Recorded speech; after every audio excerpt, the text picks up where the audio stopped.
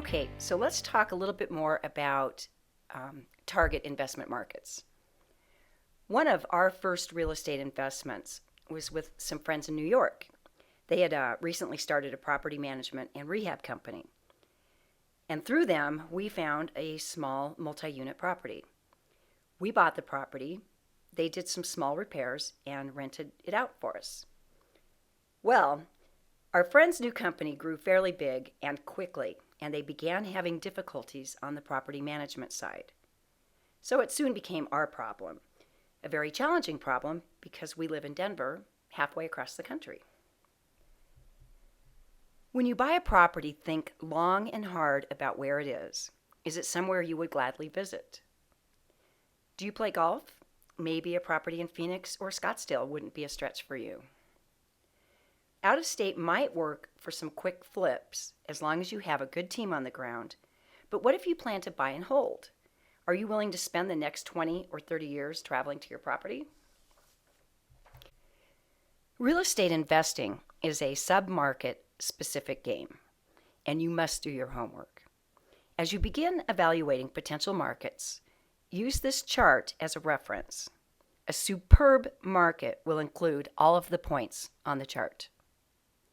So where can you find this information? Know someone who has good info, like a broker, a realtor, or an investor in your specific market. And then remember to vet or verify all the information you get. Also, download the attached project file, which is my real estate market research checklist. The checklist includes links to resources for your research. One resource I really like is Sperling's Best Places. You can get information on things like crime, employment, population growth, median age and income, etc.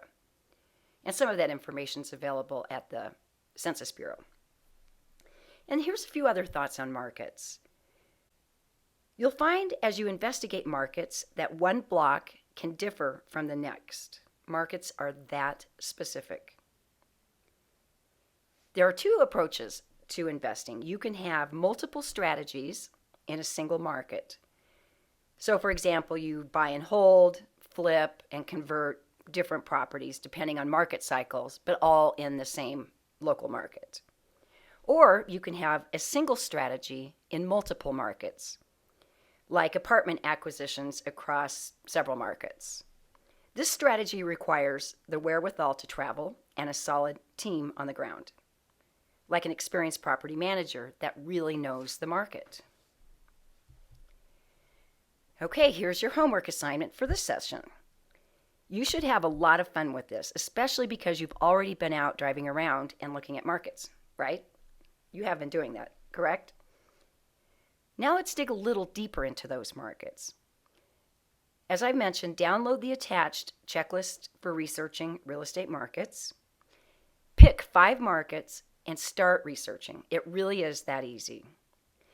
Use the chart on the previous page or slide for a quick market overview. The more a market meets the requirements, the better. Also, the checklist has more than 20 links for free online research. Happy researching!